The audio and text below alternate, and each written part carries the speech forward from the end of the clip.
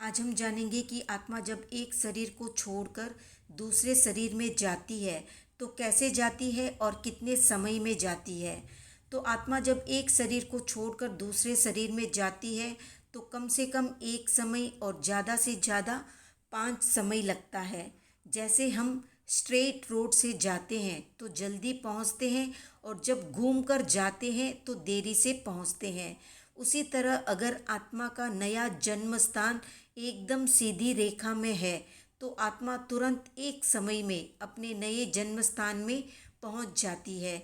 जैन दर्शन की भाषा में इसे कहते हैं ऋजु गति, सीधा रास्ता। और जब नया जन्म स्थान सीधा न होकर घूम कर जाना पड़ता हो तो उसे वक्र गति कहते हैं। यानी यहाँ से शरीर छूटा तो पूर्व शरीर से जो वेग मिलता है उससे आगे का रास्ता तय होता है।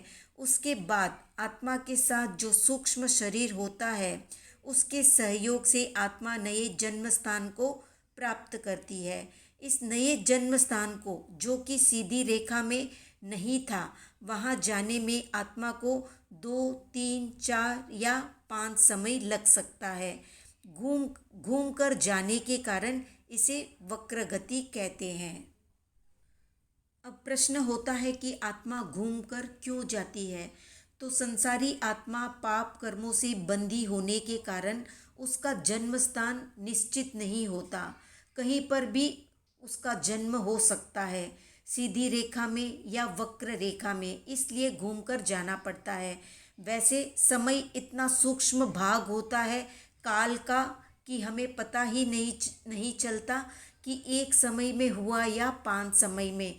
ये तो तीर्थंकरों के ज्ञान का कमाल है कि उन्होंने छोटे से छोटे सूक्ष्म से सूक्ष्म सत्य को भी सबके सामने रखा ताकि व्यक्ति इन सूक्ष्म सत्यों को जानकर संसार से विरत हो सके और अपनी मुक्ति के लिए प्रयत्न कर सके।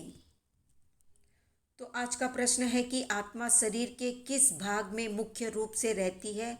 कमेंट में बताएं। वीडियो पसंद आया तो लाइक, शेयर, सब्सक्राइब करें।